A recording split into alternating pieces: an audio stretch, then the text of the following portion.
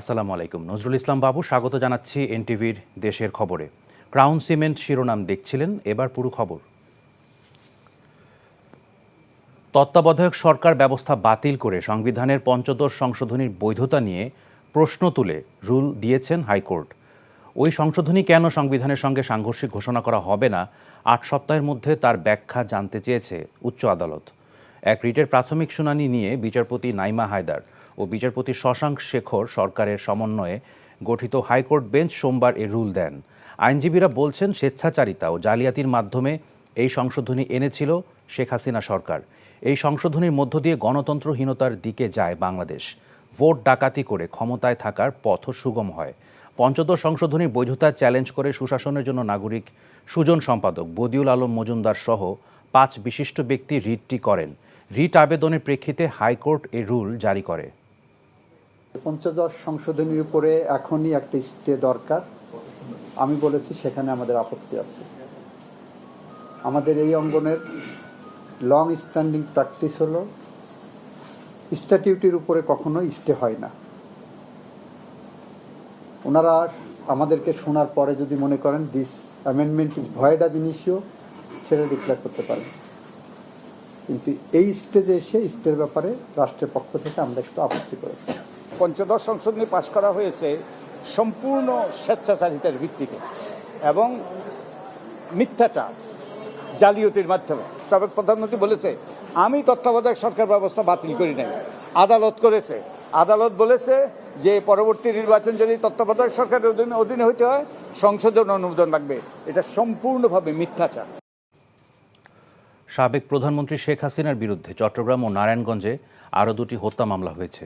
16 জুলাই বৈষম্য বিরোধী আন্দোলন চলাকালে চট্টগ্রামের মুরাদপুরে সংঘর্ষে গুলিতে নিহত হন কলেজ ছাত্র ওয়াসিম আকরাম। এ ঘটনায় নগরীর পাঁচলাইশ থানায় মামলা করেছেন নিহতের মা জোৎস্না বেগম। মামলায় আসামি করা হয়েছে সাবেক প্রধানমন্ত্রী শেখ হাসিনা, সাবেক সেতুমন্ত্রী ওবায়দুল কাদের, সাবেক পররাষ্ট্রমন্ত্রী হাসান মাহমুদ ও সাবেক শিক্ষামন্ত্রী নৌফেল সহ 108 জনের নাম উল্লেখ করে আরও 150 জনকে। অন্যদিকে নারায়ণগঞ্জে ছাত্র আন্দোলনে গুলিবিদ্ধ হয়ে ব্যবসায়ী মিলন নিহতের ঘটনায় সাবেক প্রধানমন্ত্রী শেখ হাসিনা ও সাবেক সংসদ সদস্য শামীম ওসমান সহ 62 জনের নামে হত্যা মামলা দায়ের করা হয়েছে। বৈষম্য বিরোধী ছাত্র আন্দোলনে সিলেটে পুলিশের গুলিতে সাংবাদিক হত্যার দায়ে সাবেক স্বরাষ্ট্রমন্ত্রী আসাদুজ্জামান খান সহ দেশের বিভিন্ন জেলায় হত্যার ঘটনায় কয়েকশো আওয়ামী লীগ নেতার বিরুদ্ধে মামলা করা হয়েছে। সিলেটে পুলিশের গুলিতে সাংবাদিক এটিএম তুরাব নিহতের ঘটনায় সাবেক স্বরাষ্ট্রমন্ত্রী আসাদুজ্জামান খান কামাল, সিলেট মহানগর পুলিশের উপকমিশনার আসবাহার আলী শেখ সহ 18 জনের নাম উল্লেখ করে আদালতে মামলা করেছে তার পরিবার। এদিকে টাঙ্গাইলে পুলিশের গুলিতে স্কুল ছাত্র মারুফ মিয়ার নিহতের ঘটনায় সাবেক মন্ত্রী ডক্টর আব্দুর রাজ্জাক, প্রতিমন্ত্রী আহসানুল ইসলাম টিটু সহ 6 সংসদ সদস্য সহ 56 জনকে আসামি করে হত্যা মামলা দায়ের করা হয়েছে। আর সাভারে এক স্কুল ছাত্র নিহতের ঘটনায় সাবেক দুর্যোগ ব্যবস্থাপনা ও ত্রাণ প্রতিমন্ত্রী ডাক্তার মোহাম্মদ এনামুর রহমান সহ আওয়ামী লীগের 3 শতাধিক নেতাকর্মীর বিরুদ্ধে হত্যা মামলা হয়েছে। এছাড়া কুমিল্লার কোটবাড়ি এলাকায় ছাত্র আন্দোলনে মাসুম মিয়াকে কুপিয়ে হত্যার ঘটনায় সাবেক সংসদ সদস্য আকম বাহাউদ্দিন বাহার ও তার মেয়ে সিটি মেয়র তাহসিন বাহার সহ 62 জনের নাম উল্লেখ করে 400 জনের বিরুদ্ধে মামলা দায়ের করা হয়েছে। স্বৈরাচারের বিরুদ্ধে ছাত্র জনতার গণ অভ্যুত্থানের বিজয় নস্যাৎ করার ষড়যন্ত্র চলছে বলে মন্তব্য করেছেন বিএনপি মহাসচিব মির্জা ফখরুল ইসলাম আলমগীর। জাতীয়তাবাদী স্বেচ্ছাসেবক দলের 44তম প্রতিষ্ঠা বার্ষিকী উপলক্ষে রাজধানীর শেরেবাংলা নগরে বিএনপির প্রতিষ্ঠাতা শহীদ রাষ্ট্রপতি জিয়াউর রহমানের মাজার শ্রদ্ধা নিবেদন শেষে তিনি এসব কথা বলেন। প্রতিষ্ঠা বার্ষিকী উপলক্ষে সকাল থেকে নেতাকর্মীরা মিছিল নিয়ে জড়ো হন সংসদ ভবন সংলগ্ন দলীয় প্রতিষ্ঠাতার মাজার ও আশপাশের এলাকায়। পরে দলীয় নেতাকর্মীদের সাথে নিয়ে ফুল দিয়ে শ্রদ্ধা জানান বিএনপি মহাসচিব। এ সময় তিনি বলেন, আগামী দিনে গণতন্ত্র ও মানবাধিকার সামনে রেখে একটি নতুন বাংলাদেশ বিনির্মাণ করা হবে। দীর্ঘদিনের স্বৈরাচার ও ফ্যাসিবাদী শাসনে ক্ষতিগ্রস্ত রাষ্ট্রীয় প্রতিষ্ঠানগুলোকে বিএনপি সুদৃঢ়ভাবে গড়ে তুলতে চায় বলেও জানান তিনি। আজকে ছাত্র জনতার এই বিজয়কে নস্যাৎ করে দেওয়ার জন্য ষড়যন্ত্র করছে, চক্রান্ত করছে। তারা বিভিন্ন অঞ্চলে গোলযোগ সৃষ্টি করে আমাদের দলের নেতাকর্মীদের উপরে অন্যায়ভাবে আরোপ সৃষ্টি করার চেষ্টা করছে। আমরা পরিষ্কার ভাষায় বলতে চাই, আমাদের দলের কোনো নেতাকর্মী কোনো রকম কোনো এই ধরনের ঘটনার সঙ্গে জড়িত নয়। আমরা চাই একটা গণতান্ত্রিক বাংলাদেশ, সাম্য, মানবিক অধিকার, ন্যায় বিচারকে প্রতিষ্ঠিত করে আমরা এই নতুন বাংলাদেশ গঠন করতে চাই। অন্তর্বর্তীকালীন সরকারের উপর আস্থা রাখার আহ্বান জানিয়েছেন নাগরিক ঐক্যের সভাপতি মাহমুদুর রহমান মান্না। শহীদ আবু সাইদের বাড়ি পীরগঞ্জে যাবার আগে রংপুরে একটি কমিউনিটি সেন্টারে দুপুরে মত বিনিময় সভায় তিনি বলেন, নতুন বাংলাদেশের প্রতীক হচ্ছে শহীদ আবু সাইদ। মানুষের বিচার প্রাপ্তি সহজ করার জন্য রংপুর সহ বিভাগীয় শহরগুলোতে হাইকোর্ট বেঞ্চ স্থাপনের দাবি জানান তিনি। একই সাথে রংপুরে যেসব পুলিশ কর্মকর্তা মামলার আসামি হয়েছে তাদের দ্রুত দায়িত্ব থেকে সরানোর দাবি জানান তিনি। দীর্ঘ 7.5 বছর পর নিজ কার্যালয়ে ফিরেছেন দেশের জনপ্রিয় টিভি চ্যানেল এনটিভির চেয়ারম্যান ও ব্যবস্থাপনা পরিচালক আলহাজ মোহাম্মদ মোসাদ্দেক আলী। ছাত্র জনতার আত্মত্যাগে পাওয়া নতুন বাংলাদেশে আরও দায়িত্বশীল সংবাদ পরিবেশন করে সত্য তুলে ধরবে এনটিভি, এমন প্রত্যাশার কথা জানান তিনি। দর্শকের ভালোবাসায় এনটিভি আরও এগিয়ে যাবে বলেও প্রত্যাশা ব্যক্ত করেন এনটিভি চেয়ারম্যান ও ব্যবস্থাপনা পরিচালক। আরও জানাচ্ছেন নাজিবুর রহমান।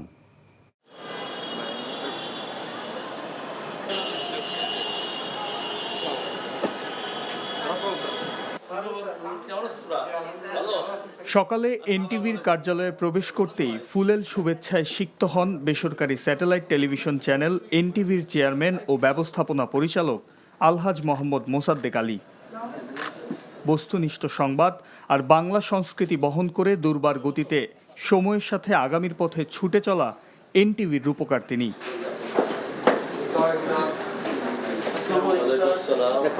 রাজনীতির রোষানলের শিকার হয়ে দীর্ঘ 7.5 বছর দেশের বাইরে থাকতে হয় সাবেক প্রধানমন্ত্রী বেগম খালেদা জিয়ার রাজনৈতিক উপদেষ্টা মোহাম্মদ মোসাদ্দেক আলীকে। ছাত্র জনতার গণ অভ্যুত্থানের পর দেশে ফিরেন তিনি। তার অনুপস্থিতিতে এনটিভির কর্মীরা পেশাদারিত্বের সাথে সংবাদ ও অনুষ্ঠান সম্প্রচার করায় সকলের প্রতি কৃতজ্ঞতা প্রকাশ করেন প্রতিষ্ঠানের চেয়ারম্যান ও ব্যবস্থাপনা পরিচালক। যাদের ত্যাগের বিনিময়ে নতুন বাংলাদেশ পেল দেশের জনগণ, তাদের প্রতি গভীর শ্রদ্ধা জানান তিনি। যাদের পরিশ্রমে যারা জীবন দিয়েছে, তাদের এই ছাত্র জনতা, তাদের কথা আমাদেরকে মনে রাখতে হবে। তাদের যেই চিন্তা, যাদের যে টিম স্পিরিট, সেটা কাজে লাগাতে হবে। আমাদের অনেকে চলে গেছে, যেতে আমাদের সবাই হবে। যারা গেছে আল্লাহর দরবারে তাদের জন্য দোয়া করি, আল্লাহ তাদের জান্নাত নসিব করুক। তাদের এই ত্যাগ যেন আমরা ভুলে না যাই। আলহামদুলিল্লাহ, খুব ভালো লাগছে। আল্লাহর দরবারে শুকরিয়া আদায় করছি সর্বপ্রথম যে মহান আল্লাহ রব্বুল আলামিন দয়া করে আমাদেরকে আবার একত্রিত করেছে। দীর্ঘ 7.5 বছর পরে আমি আবার এনটিভিতে আসলাম। আমি সবসময় বলে থাকি যে এনটিভি একটি পরিবার। আমি ছিলাম না, কিন্তু আমার এই পরিবারের সকল সদস্য নিজের এই প্রতিষ্ঠানকে আগলে রেখেছে, জীবন দিয়ে কষ্ট করেছে। করোনা সহ সকল সময় আমরা অনেক কিছু হারিয়েছি, কিন্তু অনেক কিছু আবার পেয়েছি। যেমন লিডারশিপ তৈরি হওয়া দরকার, একজন না থাকলে আরেকজন কীভাবে কাজ করবে সেটা শিখে গেছে। আমি মনে করি না কারোর জন্য কোনো কাজ বসে থাকবে, এবং এনটিভি এটা শিখিয়েছে। আমি মনে করি এনটিভিকে সবাই ফলো করবে আগামী দিনে।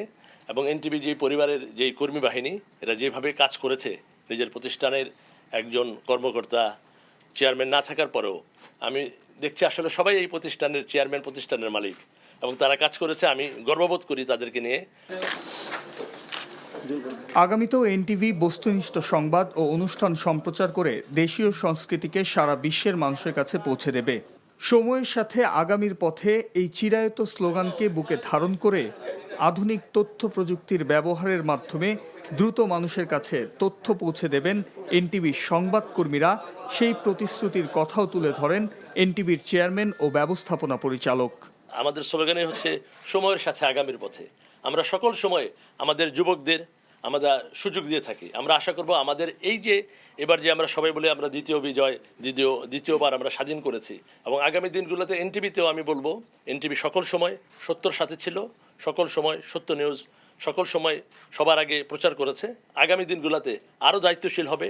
এবারের এই কর্মসূচি দেখে আমাদের তরুণদের, আমাদের এই ছেলেদেরকে, মেয়েদেরকে আমরা আশা করব এই তরুণ সমাজ নিয়ে বাংলাদেশ যেমন গড়বে, এনটিভি তার পাশে সকল সময় থাকবে। শেখ হাসিনা সরকারের রোষানলে পড়ে একের পর এক মিথ্যা মামলায় জর্জরিত হয়ে দেশের বাইরে চলে যেতে বাধ্য হন আলহাজ মোহাম্মদ মোসাদ্দেক আলী। 18ই আগস্ট দেশে ফিরেন তিনি।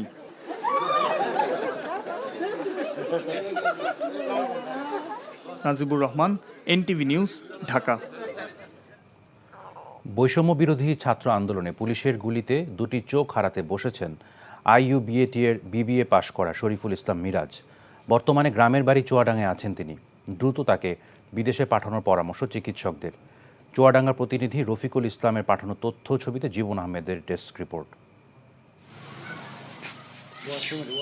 দৃষ্টিশক্তি হারিয়ে যেতে বসলেও আত্মবিশ্বাস একটু কমে যায়নি মিরাজের।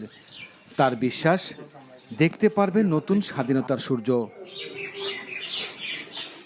রাজধানীর বেসরকারি ইউনিভার্সিটি থেকে কিছুদিন আগে গ্র্যাজুয়েশন শেষ করেছেন মিরাজ। তার ইচ্ছে ছিল লেখাপড়া শেষ করে পরিবারের হাল ধরার, কিন্তু চোখের আলো যেন নিভে যাচ্ছে, শেষ হয়ে যাচ্ছে সব স্বপ্ন।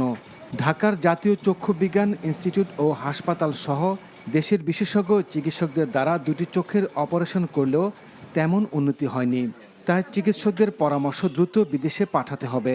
দুই চোখেই গুলি লাগে, এক চোখের বাম চোখের কোনায় শিরে। এই চোখে আমি সারা জীবন ঝাপসা দেখব, এবং ডান চোখে আমার এখনো বুলেট আছে, এবং এই বুলেটটা এমন এক জায়গায় আছে, সেটা হচ্ছে রেটিনার সামনে। বাংলাদেশের ডাক্তার বলছে রেটিনা ছিঁড়ে গেছে, আপনি আর কখনো দেখতে পাবেন না। উন্নত চিকিৎসা লাগবে, এবং উন্নত চিকিৎসার জন্য যে বিপুল অঙ্কের টাকা লাগবে, এই টাকা আমার ফ্যামিলি বহন করতে পারবে না। ছেলের ভবিষ্যৎ নিয়ে চিন্তিত পরিবার চাইলেন সহায়তা। আমি বেসরকারি ভার্সিটিতে পড়াইছি কত কষ্ট করে, এখন সেই ছেলে চোখে দেখতে পাচ্ছে না। আমি এখন কি করব? এখন বাইরের দেশে পাঠানোর একটা চিন্তা ভাবনা আছে। গত 19 জুলাই আন্দোলন চলাকালে রাজধানীর আরামবাগ এলাকায় পুলিশের শটগানের গুলিতে আহত হন মিরাজ। তার শরীরে প্রায় অর্ধশত ছররা গুলির মধ্যে কয়েকটি ছররা গুলি লাগে তার দুটি চোখে। জীবন আহমেদ, এনটিভি নিউজ ডেস্ক। টানা বৃষ্টিতে চট্টগ্রাম শহরে নিম্নাঞ্চলে তৈরি হয়েছে জলাবদ্ধতা। এতে সংশ্লিষ্ট এলাকার মানুষজন পড়েছেন ভোগান্তিতে। পতেঙ্গা আবহাওয়া অফিস জানিয়েছে সকাল 9টা পর্যন্ত শেষ 24 ঘন্টায় 112 মিলিমিটার বৃষ্টিপাত রেকর্ড করা হয়েছে। আগামী 2 দিন ভারী থেকে অতি ভারী বৃষ্টি হতে পারে বলেও জানানো হয়। নগরীর নিচু এলাকায় জলাবদ্ধতার কারণে পথচারী, শিক্ষার্থী, অফিসগামীদের ভোগান্তিতে পড়তে হয়। পানির কারণে সড়কে তৈরি হয়েছে গণপরিবহন সংকট। এই সুযোগে দ্বিগুণ ভাড়া আদায় করছে রিকশা ও সিএনজি চালিত অটোরিকশা চালকরা। নানা আয়োজনে দেশের বিভিন্ন স্থানে জাতীয়তাবাদী স্বেচ্ছাসেবক দলের 44তম প্রতিষ্ঠা বার্ষিক পালিত হয়েছে। নেত্রকোনায় দিবসটি উপলক্ষে সকালে স্বেচ্ছাসেবক দল জেলা শাখার আয়োজনে র্যালি, আলোচনা সভা ও সমাবেশের আয়োজন করা হয়। ময়মনসিংহে জেলা মহানগর স্বেচ্ছাসেবক দলের আয়োজনে দক্ষিণ জেলা বিএনপির অফিসে আলোচনা সভা অনুষ্ঠিত হয়। বগুড়ায় র্যালি ও সমাবেশ অনুষ্ঠিত হয়েছে। র্যালিটি শহরে বিভিন্ন সড়ক প্রদক্ষিণ শেষে দলীয় কার্যালয়ে গিয়ে শেষ হয়। ফেনীতে ভাষা শহীদ সালাম কমিউনিটি সেন্টারে স্বেচ্ছাসেবক দলের 44তম প্রতিষ্ঠা বার্ষিক উপলক্ষে আলোচনা সভার আয়োজন করা হয়। এছাড়া নওগাঁ, রাজবাড়ী, সিরাজগঞ্জ, পাবনা, গোপালগঞ্জ, হবিগঞ্জ সহ বিভিন্ন স্থানে জাতীয়তাবাদী স্বেচ্ছাসেবক দলের 44তম প্রতিষ্ঠা বার্ষিক পালিত হয়েছে। নারায়ণগঞ্জের লোকনাথ ব্রহ্মচারীর আশ্রমের হিন্দু সম্প্রদায়ের মানুষদের নিরাপত্তা দিচ্ছেন সোনারগাঁও উপজেলা বিএনপির নেতাকর্মীরা। সোনারগাঁয়ে উপজেলা বিএনপি সভাপতি ও বিএনপির জাতীয় নির্বাহী কমিটির সদস্য আজহারুল ইসলাম মান্নান এবং জেলা যুবদলের সদস্য সচিব খায়রুল ইসলাম সজীব সহ বিএনপির অঙ্গ সংগঠনের নেতাকর্মীরা হিন্দু সম্প্রদায়ের পাশে এসে দাঁড়িয়েছেন।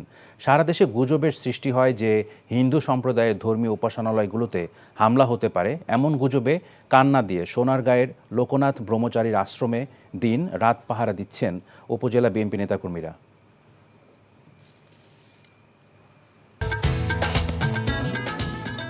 এই ছিল দেশের খবরে। এই খবরের ভিডিও সহ আপডেট জানতে ভিজিট করুন এনটিভি অনলাইন www.ntvbd.com। এছাড়াও এনটিভির জনপ্রিয় সব অনুষ্ঠান ও খবরের আপডেট জানতে ভিজিট করুন আমাদের ইউটিউব ও ভেরিফাইড ফেসবুক পেজ। 6টা ইভিনিং নিউজ দেখার আমন্ত্রণ রইল। ধন্যবাদ সবাইকে।